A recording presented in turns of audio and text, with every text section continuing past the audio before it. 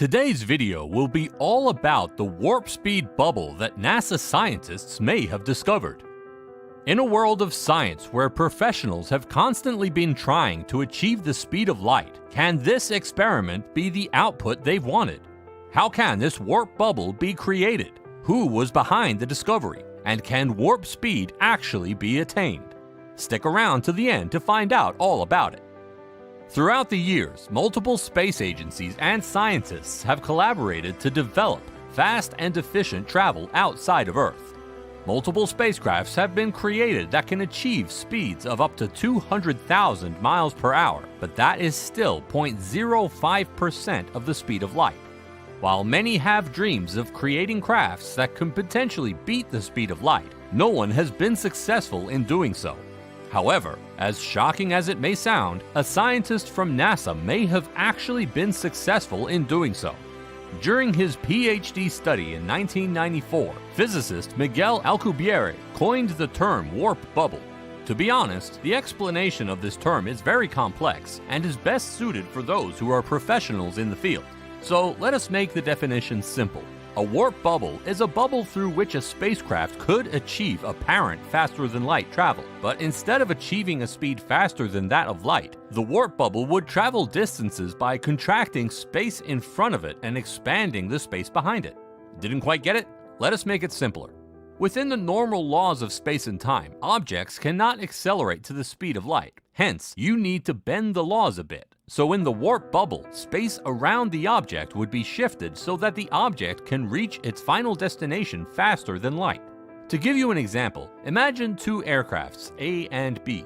Both aircrafts are of the same model, so it's fair to assume that they'd both have the same top speeds. Now, suppose we place a thunderstorm in front of both of these aircrafts, and have plane A pass through the thunderstorm and give B the ability to shift the thunderstorm from its pathway.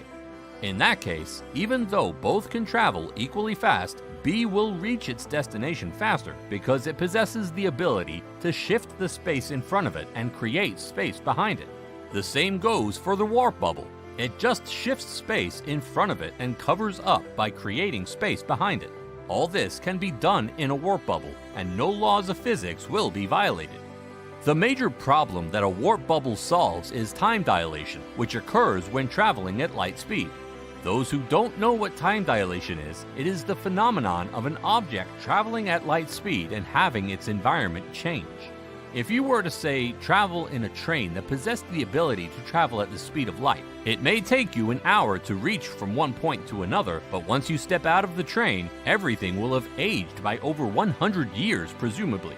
Warp bubbles eliminate this problem, as space inside remains unaffected in these bubbles. This means that if you're traveling to a planet at warp speed, not only will the expected time of your journey reduce significantly, but also mean that upon return, the amount of time that you spent in the bubble would be equal to the time that you would have actually spent on Earth. Let's take a step back to understand what the warp drive is before we get any further into what this warp bubble could represent for space travel. The secret resides in two of Einstein's major publications on special and general relativity, published in 1905 and 1915 respectively. These publications establish three fundamental physics theories, among other things. Number 1. The universe's speed limit is the speed at which light travels. 299,792,458 meters per second. Hence, we repeat that a warp bubble is not actually faster than the speed of light. It is faster in apparent motion. Number 2. The flow of time will shift relative to an observer at speeds nearing the speed of light. In other words, space travelers who travel quicker age slower than their slower counterparts, as seen in Interstellar when they visit the water planet, or our train example given before. Number 3.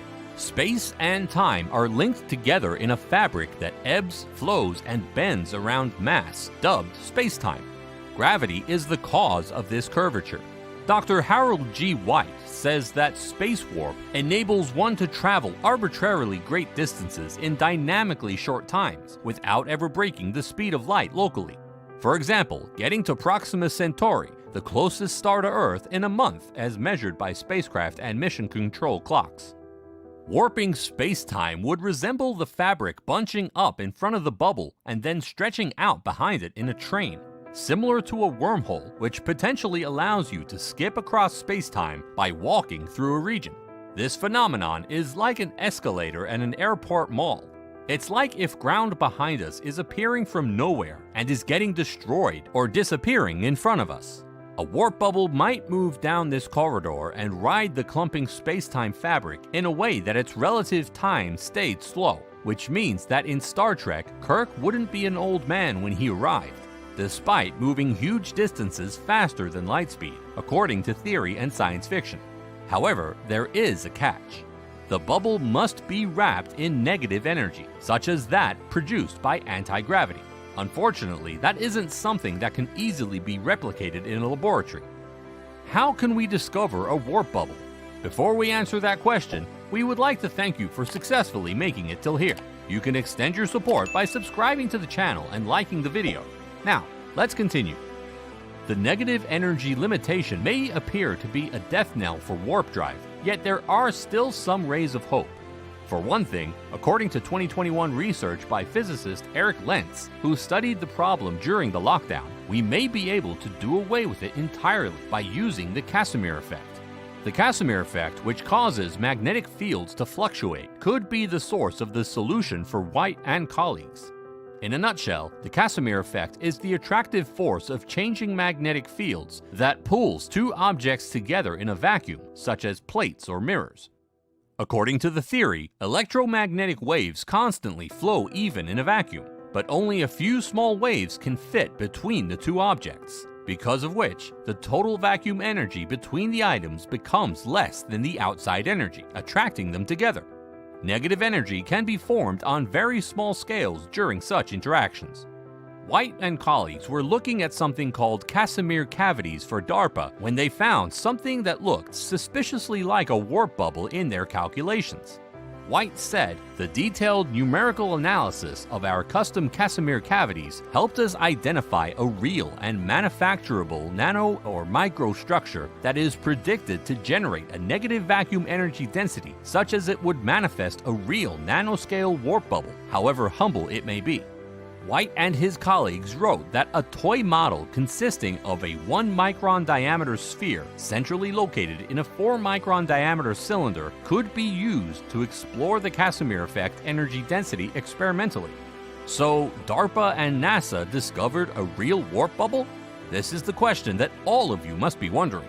It appears to have the potential to be if it can be experimentally validated. Not all scientists, though, are convinced. Regardless of how this recent discovery turns out, White believes that scientists and aerospace engineers are still a long way from constructing true warp drive. And that's not a problem he's aiming to address right now. That's it for today's video. Thanks for watching, we'll see you in the next one. Goodbye.